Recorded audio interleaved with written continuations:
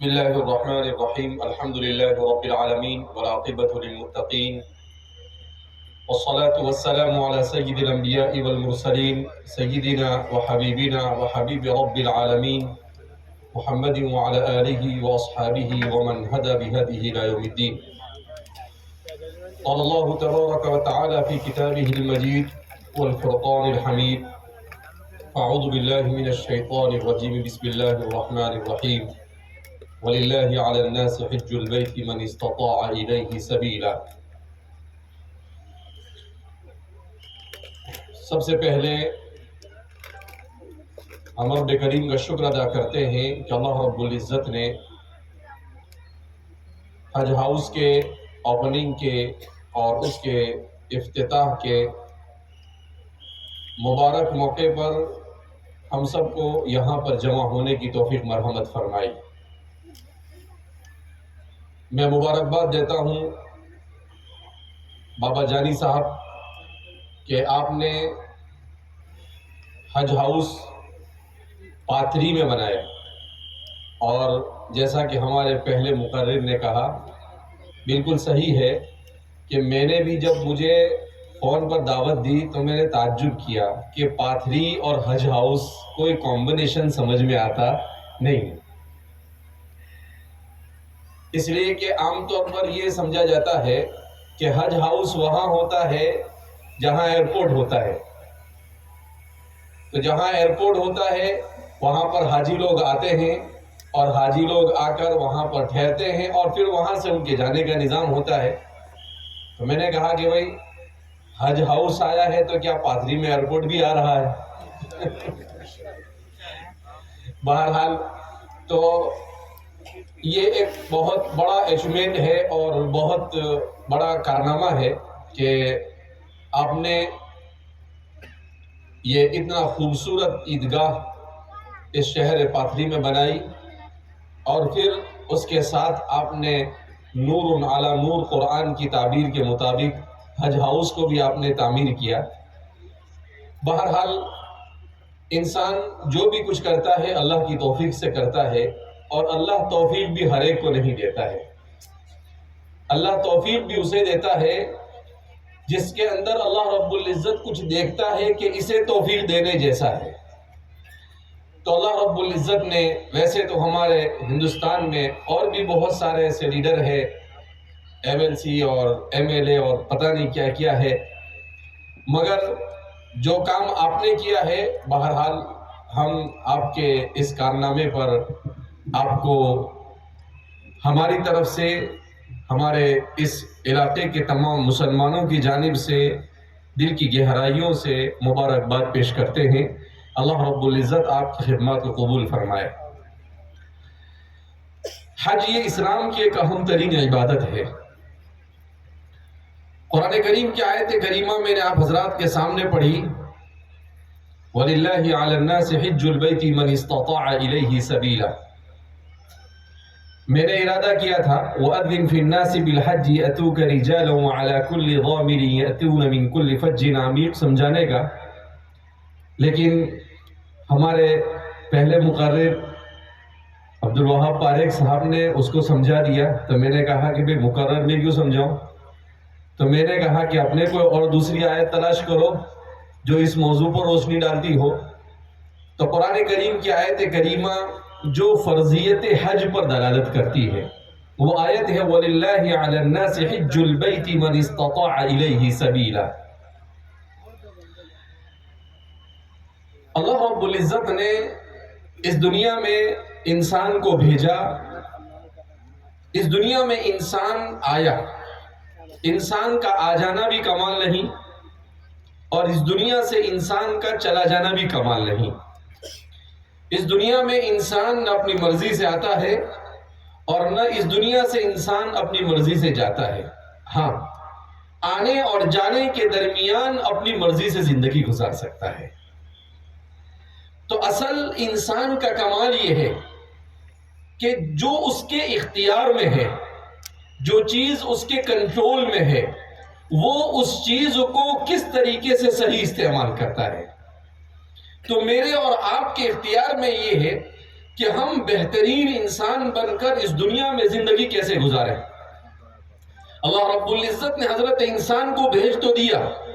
اللہ نے اسے sources of knowledge دیے، حواس سے خمسہ دیے جس کو 5 سینسز کہا جاتا ہے، اس کو دیکھنے کی طاقت دی، اسے سوننے کی طاقت دی، اسے سننے کی طاقت دی، اسے چھونے کی طاقت دی، اسے چکھنے کی طاقت دی۔ یہ تمام طاقتیں اللہ نے عطا فرمائی، اور آج کی سائنس نے اس پر جو ریسرچ کیا ہے تو انسان کا دماغ دنگ رہ جاتا ہے کہ اللہ نے آنکھ بنائی، اللہ کی کتنی قدرتیں ان آنکھوں کے اندر میں ہے کہ انسان دنیا میں کتنا ہی ایڈوانس کیمرہ کیوں نہ بنا لے مگر وہ آنکھ جیسی خوبصورت چیز کو ایجاد نہیں کر سکتا ہے۔ وہ کتنا ہی سننے کے لیے کتنے ہی آلات کیوں نہ بنا لے مگر وہ کان جیسی چیز کو ایجاد نہیں کر سکتا ہے۔ انسان کے بدن کی سب سے چھوٹی ہڈی کہاں پر پائی جاتی ہے؟ کان میں پائی جاتی ہے۔ ایسا سسٹم انسان بولتا ہے، ایسا سسٹم اللہ نے سیٹ کیا ہے کہ اس چھوٹے سے انسان میں گویا کہ پوری کائنات کے عجائبات کو بھر کر رکھ دیا۔ تو اللہ رب العزت نے ان تمام عجائبات کے ساتھ، اللہ رب العزت نے یہ تمام صلاحیتوں کے ساتھ اس دنیا میں انسان کو کیوں بھیجا؟ اس لیے بھیجا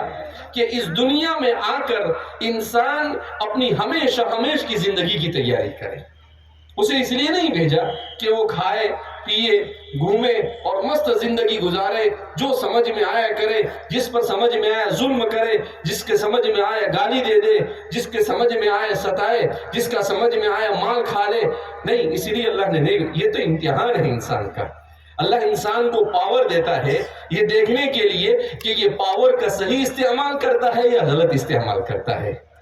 اللہ رب العزت نے ہمیں بھیجا، اللہ نے کہا کہ انسان اپنی عقل کے ذریعے، انسان صرف اپنے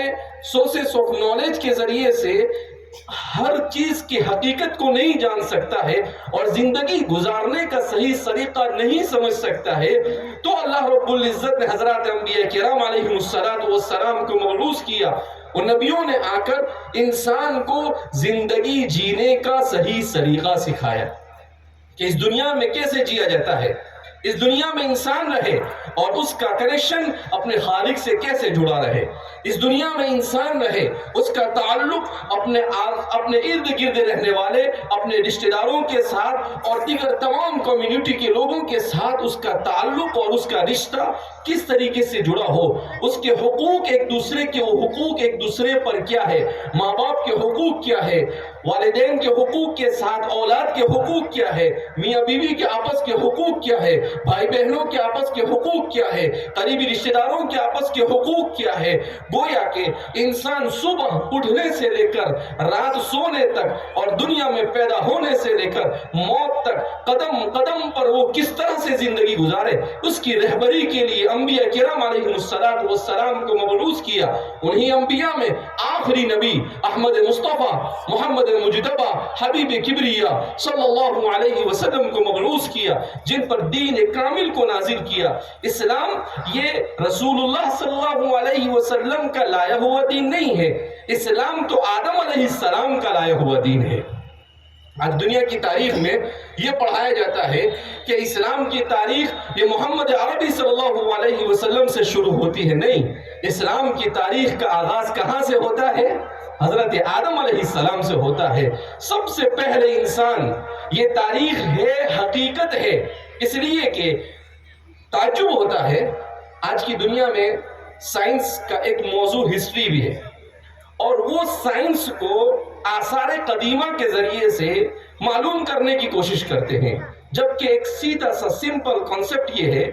کہ آثار قدیمہ سے اور دماغ کے ذریعے سے سائنس تاریخ کو کبھی بھی معلوم نہیں کیا جا سکتا ہے۔ تاریخ ایک روایتی چیز ہے، ایک ٹریڈیشنل چیز ہے جو ایک دوسرے سے سن کر آ سکتی ہے۔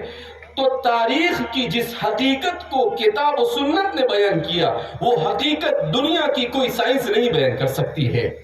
تو قرآن کریم نے جو تاریخ انسان کی بیان کی، وہ تاریخ کیا ہے؟ اللہ رب العزت نے قرآن کریم میں بیان کیا، یا ایھا الناس اتقوا ربکم الذی خلقکم من نفس واحدہ، کہ اللہ رب العزت نے اس کائنات میں انسان کو بنایا، انسان کو بنانے سے پہلے اس کائنات کو سجایا،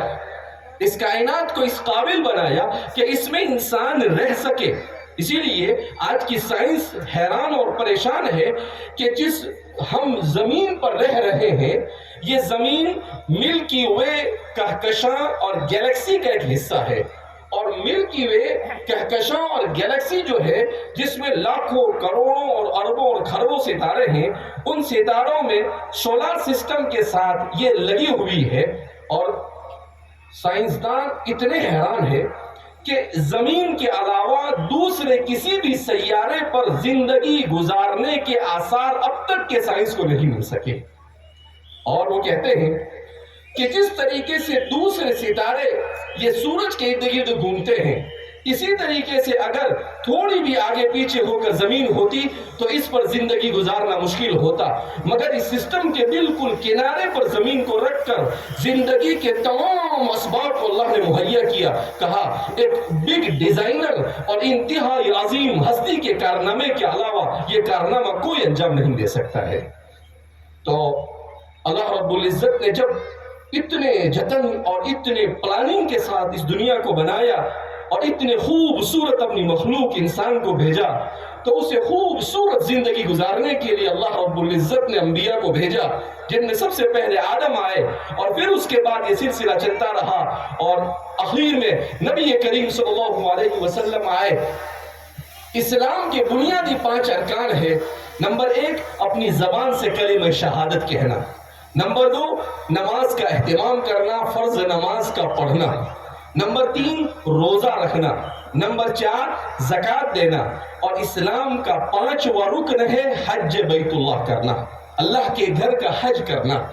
اللہ کے گھر کے حج قرآن کریم نے اسی کو بیان کیا ہے، وَلِلَّهِ عَلَى النَّاسِ حِجُّ الْبَيْتِ، کہ لوگوں پر اللہ کے گھر کا حج کرنا فرض ہے اس پر جو وہاں تک پہنچنے کی استطاعت رکھے، کہ ہر ایک کے اوپر فرض نہیں کیا۔ جو شخص اتنا مان لگتا ہو کہ وہ وہاں پر آسانی سے پہنچے اور وہاں پر کھا پی کر وہاں حج کے ایام میں صحیح طریقے سے زندگی گزار سکے، اس پر حج فرض ہے، اس کے علاوہ پر حج فرض نہیں ہے۔ تو اللہ رب العزت نے اتنی سہولتیں انسان کو مہیا کی ہے، سہولتیں مہیا کرنے کے باوجود بھی انسانوں کا بڑا طبقہ ہے کہ اس فریضے سے جی چرانے کی کوشش کرتا ہے۔ ایک ایسی عبادت ہے جس میں بدنی عبادت اور مالی عبادت دونوں کو اللہ رب العزت نے جمع کیا، اور انسان جب وہاں پر جائے تو انسان حیران ہو جاتا ہے۔ اللہ کے گھر پر جب نظر پڑتی ہے تو انسان کا دل باغ باغ ہو جاتا ہے، اس کے بدن کے رونگٹے کھڑے ہو جاتے ہیں، اور وہ کہتا ہے کہ میں قسمت والا ہوں کہ میں یہاں پر پہنچ گیا۔ اسی لیے حضرت ابراہیم علیہ السلام نے جب اللہ کے گھر کو اللہ کے حکم پر تعمیر کیا، اس لیے کہ سب سے پہلے تعمیر تو حضرت آدم علیہ السلام نے کیا، نوح علیہ السلام کے زمانے میں وہ ختم ہو گیا، کشتی کے حضرت نوح علیہ السلام کے زمانے میں جو طوفان آیا اس وقت اس کی دیواریں گر گئی، تو حضرت ابراہیم علیہ السلام اس کے معمار ثانی ہے، اور حضرت ابراہیم نے جب بنایا وہاں پر آبادی نہیں تھی، تو ابراہیم علیہ السلام اللہ سے کہنے لگے کہ اللہ آپ کے کہنے پر گھر تو بنا دیا، مگر اب یہاں پر کون آئے گا؟ تو اللہ رب العزت نے کہا کہ لوگوں کو آواز دو۔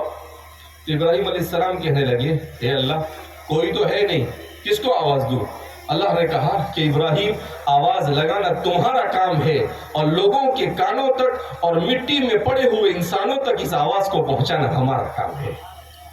آج کا انسان کیا سمجھتا ہے؟ اس نے موبائل ایجاد کیا، اس نے اللہ رب العزت نے بغیر کسی سیٹلائٹ اور بغیر کسی چیز کے ابراہیم سے کہا۔ حضرت ابراہیم علیہ السلام جبل ابی قبیس کے اوپر کھڑے ہوئے ایک روایت کے مطابق، اور ایک روایت کے مطابق صفا پہاڑی پر کھڑے ہوئے، اللہ نے اس پہاڑی کو بلند کیا، اور اللہ رب العزت نے حضرت ابراہیم سے کہا اذن فی الناس، لوگوں میں آواز لگا دو، بالحج، کہ اللہ کا گھر میں نے بنایا ہے، اے لوگوں آؤ اور اللہ کے گھر کا حج کرو۔ تو فرماتے ہیں اللہ رب العزت نے اس دن سے لے کر قیامت تک آنے والے انسانوں کو، چاہے وہ ماں کے پیٹ میں ہو، چاہے وہ اپنے باپ کے صلب میں ہو، چاہے وہ مٹی میں ہو، ان سب کو اللہ رب العزت نے استطاعت دی کہ ابراہیم علیہ السلام کی اس آواز کا جواب دے سکے۔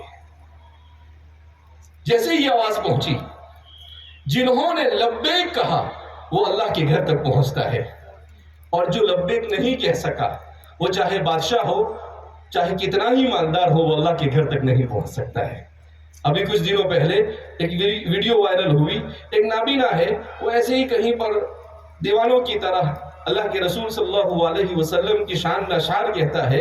تو ایک آدمی کو پسند آیا، اور اس کے کھانے کے ٹھکانے نہیں، کپڑے کے ٹھکانے نہیں، اس نے کہا کہ یار بڑے اچھے اشعار حضور کی شان میں کہتا ہے، اس کو میں عمرہ کراؤں گا۔ اس نے اس کا خرچہ اٹھایا اور اس کو بھیج دیا اللہ کے گھر کی طرف۔ وہ لبیک کہا تھا اس نے، اللہ نے بہانہ بنا دیا اس ویڈیو کو کہ وہ ویڈیو وائرل ہوئی، اور اللہ رب العزت نے اس کے سہارے اللہ نے اپنے گھر تک اسے کیا کر لیا، بلا لیا۔ تو اس لیے اللہ رب العزت نے ہمارے اس شہر کے اندر میں انتظام کیا کہ اتنے عظیم فریضے کے لیے سہولتیں مہیا ہے، تو ہمیں اس بات کو سمجھنا چاہیے، ہمیں اس کی قدر کرنی چاہیے کہ اللہ رب العزت نے جب یہ موقع ہمیں فراہم کیا ہے تو ہمیں حج کے سلسلے میں تفصیلات معلوم کرنی چاہیے، جن پر حج فرض ہے انہیں حج کے لیے جانا چاہیے، اور اللہ رب العزت اپنے گھر کی زیارت حج اور عمرہ کی صورت میں ہم سب کو بار بار مقدر فرمائے۔ ہمارے والد صاحب کہتے ہیں کہ جو اللہ کی کتاب سے جڑ جاتا ہے اللہ اس کو کعبۃ اللہ تک پہنچا دیتا ہے۔ جو کتاب اللہ کے پیچھے محنت کرتا ہے، کتاب اللہ سے محبت کرتا ہے، اللہ اسے وہاں پر پہنچاتا ہے۔ ہمارے والد صاحب کو اللہ رب العزت نے 50 سے زیادہ مرتبہ اپنے گھر پر بلایا، تو یہ اللہ رب العزت کا نظام ہے۔ تو اس لیے ہمیں دعا کرنی چاہیے کہ اللہ رب العزت ہم سب کو یہ مبارک موقع نصیب فرمائے۔ ایک بار پھر میں بابا جانی صاحب اور ان کے تمام رفقا کا مشکور و ممنون ہوں کہ اس موقع پر ہمیں یہاں پر دعوت دی آپ نے۔ اللہ رب العزت ہم سب کے یہاں پر جمع ہونے کو قبول فرمائے، اور اللہ رب العزت اس حج ہاؤس کو صرف حج ہی کے لیے نہیں بلکہ مسلمانوں کے بہت سارے اجتماعی اور تعلیمی مسائل کے حل کرنے کے لیے استعمال کرنے کی توفیق مرحمت فرمائے۔ اللہ ہم سب سے راضی ہو جائے، ایسے اعمال کی توفیق مرحمت فرمائے۔ وآخر دعوانا الحمدللہ رب العالمین۔